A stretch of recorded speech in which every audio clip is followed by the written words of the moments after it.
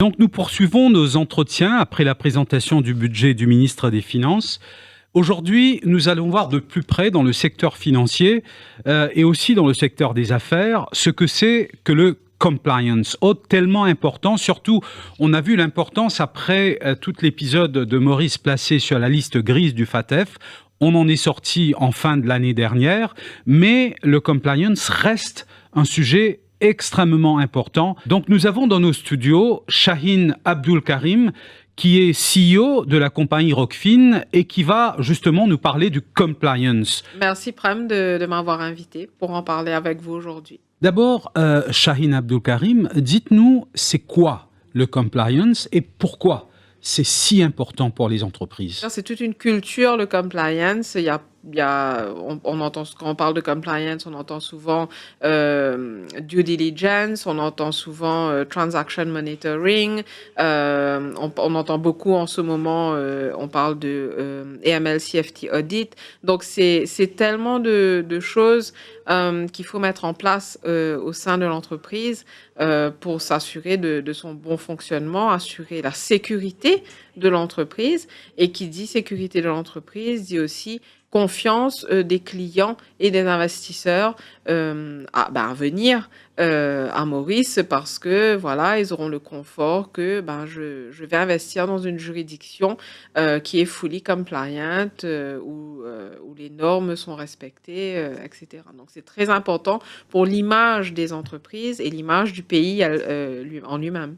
Vous parlez de ça et on parle souvent, quand on parle de compliance, quand on parle de anti-money laundering, combating financial terrorism, on parle très souvent d'investissement, mais est-ce que le compliance est aussi important pour les petites et moyennes entreprises et pour les compagnies moins conséquentes que les gros corporates? Alors effectivement, il y avait une tendance on entendait plus souvent parler de compliance par rapport aux entreprises se trouvant dans le secteur financier.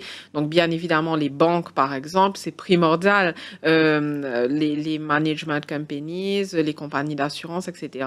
Mais on a vu depuis quelques temps maintenant que le compliance est devenu aussi quelque chose de très important dans les autres secteurs. Par exemple, le secteur immobilier, qui est quand même un secteur très exposé et où c'est un des moyens pour quelqu'un qui veut blanchir de l'argent, de venir à Maurice et d'injecter les fonds dans de très belles villas à des prix faramineux. Donc il y a d'autres secteurs qui sont d'autant plus concernés. Donc, comme je l'ai dit, le real estate. Il y a aussi, par exemple, toute la partie gambling aussi qui est très exposée. Donc, ce n'est plus quelque chose qui se cantonne au secteur financier en lui-même, mais qui peut toucher maintenant tout type d'entreprise, qu'elles soient grandes ou, comme vous l'avez dit, moyennes, petites entreprises, et aussi dans à peu près tous les secteurs aujourd'hui. Donc, secteur à risque ou pas secteur à risque, Shaheen Abdulkarim, donc aujourd'hui, il est clair que les règlements exigent que toute compagnie, que ce soit une grande compagnie, que ce soit une petite compagnie, ait la structure nécessaire pour assurer le compliance. Maintenant, est-ce que les petites compagnies ont les moyens et le personnel qualifié pour pouvoir le faire? Parce que c'est quand même un secteur dynamique, le compliance. Alors effectivement, pour les petites entreprises, c'est vrai que c'est assez compliqué. D'une part, comme vous venez de le dire, pour trouver le personnel qualifié, ça c'est la première chose. Et puis deuxième chose, bien sûr, c'est le coût qui va avec. C'est quand même pour mettre en place tout un département, des fois, compliance, et avoir les moyens de payer le personnel qualifié pour assurer la fonction. C'est vrai que c'est difficile. Donc, c'est là où, bien souvent, ces petites entreprises, ils vont se tourner vers les compliance service providers, comme Rockfin, un petit peu, pour les assister. Parce qu'ils ont quand même cette volonté d'être compliant, de faire ce qu'on leur demande, mais ils n'ont pas forcément les moyens à leur niveau de le faire. Et c'est là où nous, on intervient pour les assister et les guider dans ce qui doit être fait.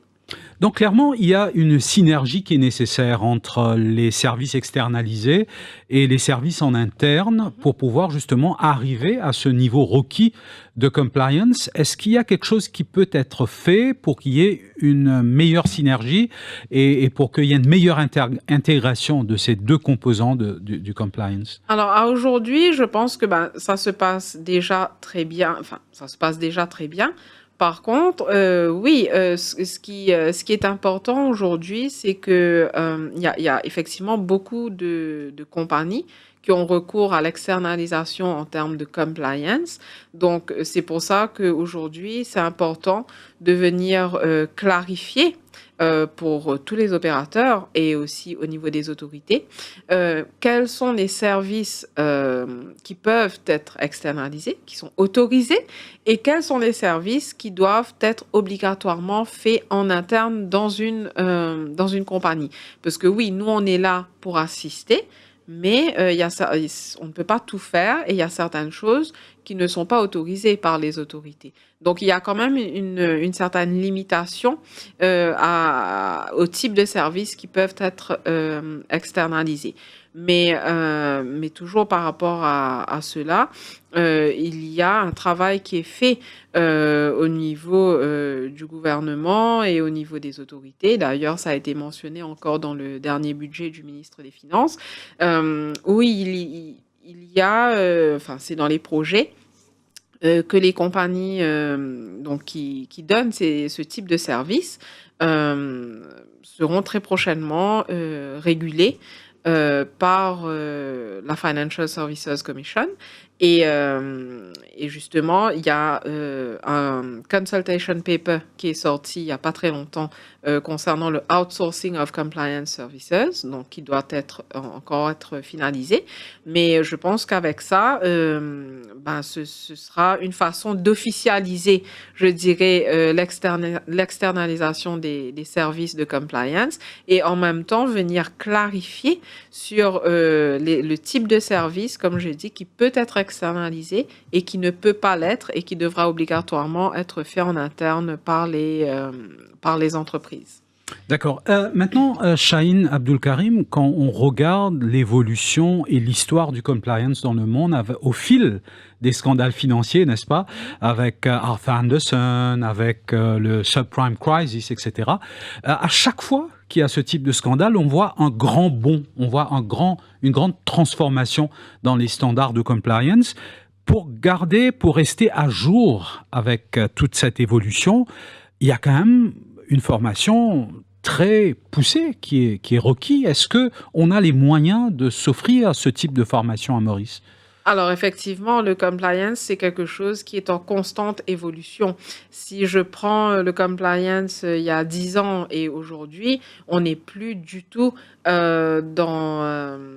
on n'a plus du tout la même vision du compliance. Auparavant, le compliance, on n'entendait quasiment pas parler. Et aujourd'hui, c'est quelque chose qui fait l'actualité. Je dirais que c'est quelque chose qui est mis de l'avant.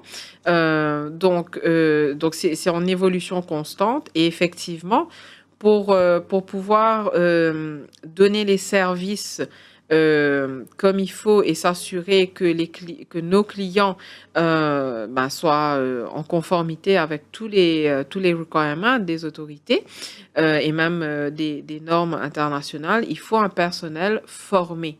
Et on voit qu'aujourd'hui, c'est un souci que rencontre le secteur, c'est qu'il y a un manque de personnes qualifiées dans ce domaine. Et du coup, c'est quelque chose qui est c'est très en demande et il y a pas de ressources et le fait qu'il n'y ait pas de ressources, il y a quand même beaucoup de mouvements entre les différentes, entreprises avec les employés, qui bougent d'une entreprise à l'autre. Donc mais encore une fois, des mesures ont été prises par rapport à ça. comme ça a été dit dans le dernier budget du ministre des Finances, il y a cette volonté de former les jeunes. Donc, la Financial Services Commission et la Banque de Maurice, on a vu qu'ils vont continuer leur programme de formation. Également, Les mesures incitatives du voilà, budget. exactement. Et on a vu que la FSI également va devenir un awarding body. Donc, il y a cette volonté de former les jeunes. Et puis même, dans le dernier budget, ça a également été mis de l'avant, avec la possibilité de recruter les étudiants étrangers qui ont étudié à Maurice. Donc, en ayant la possibilité de les employer sous le Young Professional Occupation Permit et aussi leur donner des premium visas, etc. Donc ça va permettre aussi d'avoir, je veux dire, de pouvoir recruter aussi les étrangers, mais ça va faciliter un petit peu les choses. Donc, il y a une vraie volonté aujourd'hui.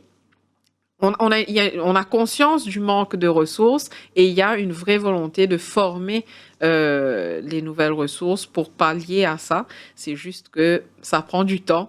Et entre-temps, il faut faire avec comme on peut. Donc, voilà. Et confiante pour l'avenir, Shaheen Très Abdoukarim? confiante, comme je dis, c'est vraiment une volonté de tous collaborer ensemble, donc les opérateurs, les autorités, les service providers comme Rockfin, c'est vraiment collaborer pour faire les choses avancer et pour garder notre image au niveau international. Donc, c'est très important. Merci beaucoup, Shaheen Abdoukarim. Je vous remercie, Prem.